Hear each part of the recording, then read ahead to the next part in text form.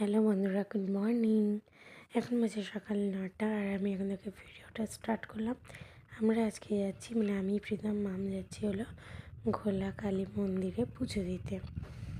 আর এদিকে দেখো মামও রেডি হয়ে গেছে, আর মাম আর আমার ড্রেসটা পুরো এক কালার হয়ে রয়েছে।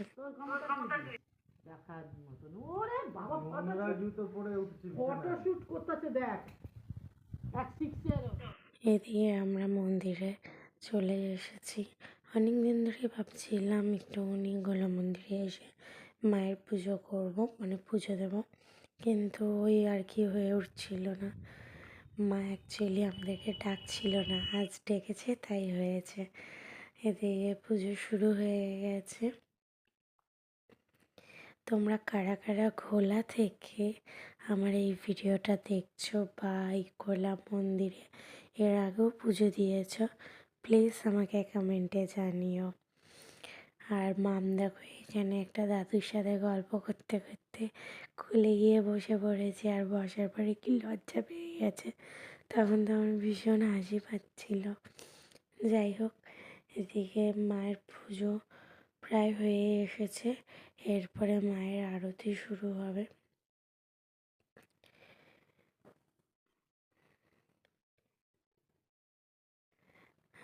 আমরা অঞ্জলি দেব, তাই জন্য একটুখানি বসে অপেক্ষা করছি। অনেকে আবার মায়ের কাছে ফুল মিষ্টি দিয়ে পুজো দিয়েও বাড়ি চলে যায়। তো যাই হোক, এখানে বেশি কিছু বলবো না। মায়ের আরতিটা তোমাদেরকে দেখার একটু সুযোগ করে দিলাম। যারা যারা আমার মতন অনেক দিন ধরে ভাবছো যে আসবে আসবে, আসতে পারছো না, তাদের উদ্দেশ্যে আর কি বললাম।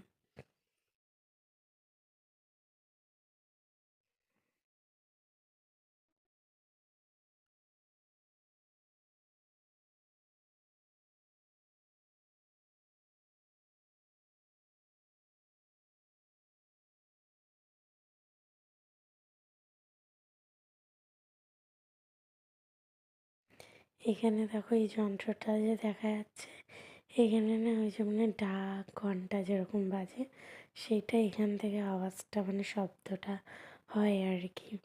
ওই জন্য এই জায়গাটা আমি ভিডিওটা করেছি দেখানোর জন্য।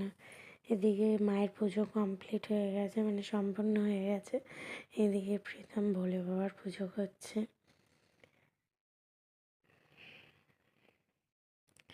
তো আমাদের এদিকে পুজো দেওয়া হয়ে গেছে, প্রসাদ নিয়ে এরপরে বেরিয়ে পড়েছি। সকাল থেকে তো কিছুই খাওয়া হয়নি, তাই প্রীতমই জেঠিমাটার দোকানে প্রায় দিন কচুরি খায়, তাই আমি বললাম যে আজকে একটু খাওয়াও।